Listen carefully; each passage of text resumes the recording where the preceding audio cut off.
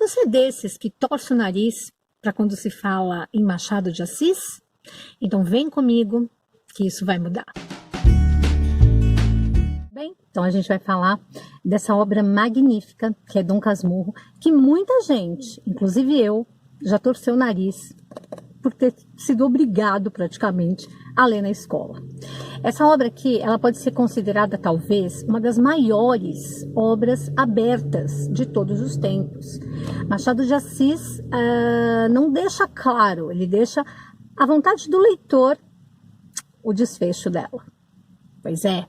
Então, o que acontece nessa obra aqui, gente? A gente vai conhecer a história do Bentinho, na verdade, do Bento da Silva, que recebe do seu vizinho um apelido super carinhoso como Dom Casmurro. E por que será que ele é Dom Casmurro? Por que ele é considerado assim? E esse apelido, ele se espalha e esse apelido pega. Muito bem. O que a gente tem que ficar atento nesse livro é que essa história ela é narrada pelo próprio personagem, em primeira pessoa. Quem conta a história aqui é o próprio Bentinho, o próprio Dom Casmurro, que vai contar pra gente as suas memórias. Ele já é um senhor e ele está escrevendo um livro de memórias da sua infância, adolescência e conta como tudo aconteceu.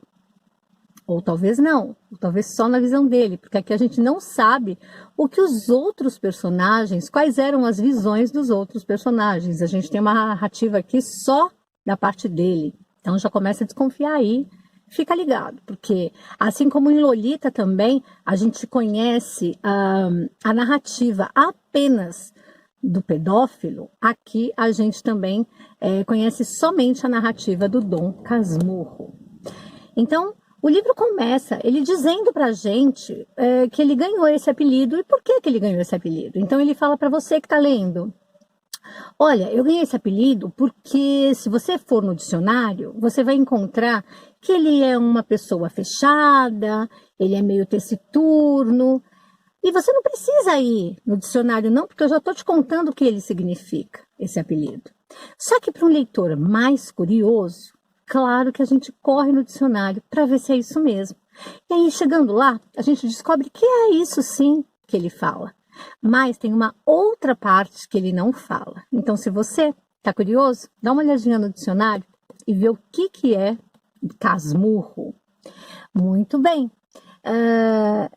No início do capítulo, ele já diz isso. Ele já conta, já tem a versão dele. Então, ele começa a contar a história de vida dele, que a mãe já perdeu vários bebês e quando ele nasceu, ela fez uma promessa que se ele tivesse vida e crescesse com saúde, ele seria padre. Pois muito bem, com 15 anos, um vizinho, um amigo da família ali, lembra a mãe dessa promessa. Fala, olha, você não prometeu que ele iria para o seminário? E aí ela lembra dessa promessa e o manda para o seminário. Só que antes dele ir para o seminário, a gente descobre que ele era apaixonado por uma vizinha, a Capitu. Ele sempre foi apaixonado. Na verdade, ele não sabia, né? Ele descobriu assim logo que esse vizinho fala sobre essa paixonite aguda dele. Então, eles mal começam um namorico ali e ele já é mandado para o seminário. A Capitu, ela era uma menina à frente do seu tempo. Então, ela já dá altas ideias para ele. Olha, você não quer ir para o seminário, mas você pode depois fazer uma faculdade de Direito. A gente tem que dar um jeito para você não ficar nesse seminário. Bom, enfim, coisas acontecem. Ele vai para o seminário e fica por lá um tempo. E quando ele sai de lá, ele faz a tal faculdade de Direito. Mas quando ele está lá no seminário, assim que ele chega, ele conhece o melhor amigo dele, o Escobar. E o Escobar, eles vão perdurar durante a vida aí com uma amizade ferrenha. É o melhor amigo. Aqui numa parte do livro, se a gente olhar com um olhar mais atento, a gente pode observar também que pode ter rolado alguma homoafetividade entre os dois. Para mim ficou bem claro. Mas é passado por cima e a gente continua nessa proeza da história. Vamos falar aqui um pouquinho do José Dias. O José Dias é esse vizinho que lembrou a mãe do Dom Casmurro que ela tinha feito uma promessa. Bom, o livro, ele mostra muita coisa, muito de caráter das pessoas, e começa assim com o José Dias. José Dias é um vizinho, como eu disse, que apareceu na cidade do nada como um médico, né? Então, ele deu a sorte de curar lá a dor de cabeça de uma pessoa. Na época, a gente está falando do Rio de Janeiro do século XIX. E aí todo mundo amou este homem e colocou ele num pedestal acima de todos os tempos. Muito bem, passado algum tempo, é descoberto que José Dias não é médico. Só que o que eles fazem? De vez de linchar o cara e mandar ele embora, não, eles começam a tratar ele melhor ainda. Então, quer dizer, a gente já vê aí um jogo de aparências na cidade. Fofocas, aparências, a aparência acima de tudo e a alegria deixa pra lá. Sabe como é que é? É por aí. Esse é José Dias. Já dá pra ver que ele não é um personagem lá muito atraente, né? Muito certinho, nem muito verdadeiro. Já começa. Bom, voltando ao convento, nós vemos aí a amizade do Dom Casmurro, né, do Bentinho, com o Escobar. Ele consegue, depois de um tempo, sair do convento e faz a tal faculdade de Direito que a Capitu lá na frente falou com ele. Bom, enfim, a história se desenrola, Bentinho se casa com Capitu e Escobar se casa com Sancha, uma amiga também, e eles fazem aquele casal assim, sabe, que vivem juntos, grudados. Pois é, Bentinho tem um ciúme doentio, digamos assim. Só que ele começa a nascer esse ciúme nele pelo amigo. Ele percebe uns olhares entre o amigo, a namorada, e assim vai no desenrolar da vida. Então a gente já vê o Bentinho aqui já demonstrando esse seu ciúme, essa coisa meio doentia pela Capitu. Capitu e Bentinho têm um filho. E, enfim, eu não vou contar o desenrolar da história, mas o que eu posso dizer é que Dom Casmurro, ele simplesmente morre de ciúmes do amigo e faz o quê? Ele acha que o filho dele, na verdade, pode ser filho do Escobar. E começa a enxergar trejeitos, começa a enxergar coisas que, né, ele desconfia muito que o filho não é filho dele, e sim do amigo dele. Bom, eu não vou poder contar toda a história, mas o que eu posso dizer para vocês é, leiam atentamente esse livro. Esse livro vai além daquela coisa, se Capitu traiu ou não Bentinho. Ele vai além dessa coisa de adultério, porque na época, lá no século XIX, no Rio de Janeiro, com certeza esse livro foi tido sim como se ela realmente tivesse traído. Ninguém questionava. Tem também que colocar Capitu no seu lugar. Capitu ali, para aquela época, era uma mulher à frente do seu tempo.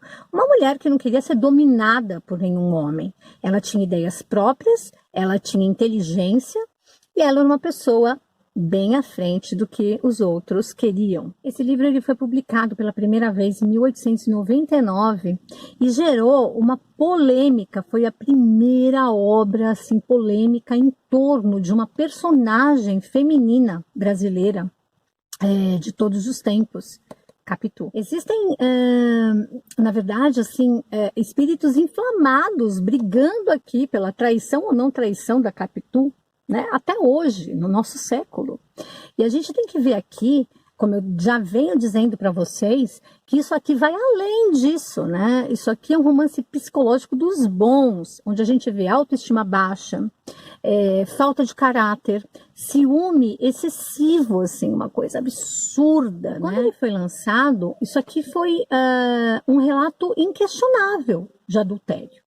Não tinha o que falar. Era realmente um relato sobre o adultério. Depois dos anos 60, quando as questões relativas às mulheres foram tomando uma nova forma, aí sim deu-se uma outra visão, surgindo outras interpretações em relação a essa história. Então isso aqui, ele entra sim na história brasileira de fato. E foi só aí que cogitou-se, né, a possibilidade de uma não traição da Capitu, mas até então o relato era verídico e não tinha papo para ninguém. Muito bem, como eu disse para vocês, essa obra é uma obra aberta. O que é uma obra aberta? É uma obra onde o autor, Machado de Assis, escreve a história e você, leitor, tem que descobrir.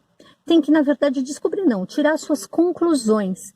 Se ele traiu, se ele não traiu, se essa história é totalmente verdadeira ou não, o que realmente aconteceu, cada leitor vai ter a sua visão. Claro que isso vai ser muito da sua vida, da sua definição de vida, no seu olhar, na sua experiência de vida. Muita gente, essa discussão permeia durante séculos, se traiu ou se não traiu. Mas o livro, ele traz coisas muito mais interessantes e que elas ficam um pouquinho, se você não presta atenção, elas ficam um pouquinho camufladas. A gente vai falar aqui sobre mulheres independentes, sobre mentiras, sobre aparências, sobre as classes sociais, as diferenças. Enfim, a gente vai pegar uns mau-caratismos ali, uns mau-caratismos aqui, e assim sucessivamente, se é que vocês me entendem. Até a metade do livro, a gente vê que a Capitu das Cartas, né? Ela é inteligente, ela é dinâmica, ela é envolvente, sim, com sua inteligência, sua posição, a sua postura, né, como mulher para a época. E assim, a gente tem que ter que a gente não sabe, ele tem essa visão porque foi ele que escreveu, mas também dos outros fatos, a gente não sabe até que ponto os fatos são manipulados pelo Dom Casmurro, né? Então os outros fatos também podem ter sido manipulados em cima disso, dessa postura da Capitu. Então, gente, como eu já venho dizendo, essa obra é muito mais que a questão de traição. Essa obra é um clássico, não é à toa. E Machado de Assis, ele escreve como ninguém, ele coloca a história de uma forma que está permeando séculos aí, com a mesma pergunta. E em cima dessa pergunta da traição, a gente vê que ele envolve questões sociais várias vários temas em uma mesma obra, né? Então, se você já torceu o nariz para Dom Casmurro, se você acha que Machado de Assis é chato, dá uma chance, porque olha só, eles mudaram a edição. Eu, quando li, a edição era chata, era feia, a capa era feia, eu lembro que a capa era bem escura, marrom, eu não lembro direito. As letras eram super pequenas, o espaçamento também era terrível. Você abriu o livro e falava, meu Deus, eu vou ter que ler isso, né? Então agora eles deram uma colorida, essa é uma das edições que saiu pelo Estadão. E como vocês podem ver, ó, olha aqui, olha que maravilha que é agora. Os capítulos aqui são curtos, né? Ó, a gente pode ver que os capítulos são bem curtos. Ó, as letras são bem espaçadas e assim, tá muito gostoso de ler, tá muito fácil de ler. Então, dá uma chance, dá uma segunda chance se você ainda não deu, porque em cima de tudo isso que eu falei, eu duvido que vocês não estejam pelo menos curiosos com o que rola aqui e com o seu final. Final não posso falar também, senão perde a graça. Mas, gente, leiam esse clássico, vale muito a pena. E depois desse, eu tenho certeza que você vai querer ler mais obras de Machado de Assis. E eu vou te contar uma coisa, você não vai perder nada com isso, você só tem a ganhar. Então, é isso. Eu hoje vim com esse clássico maravilhoso brasileiro. Eu espero que vocês leiam, gostem. Vem me contar aqui se leu, o que você achou, divide comigo a sua experiência também, tá bom? E a gente se vê no próximo vídeo. Até lá!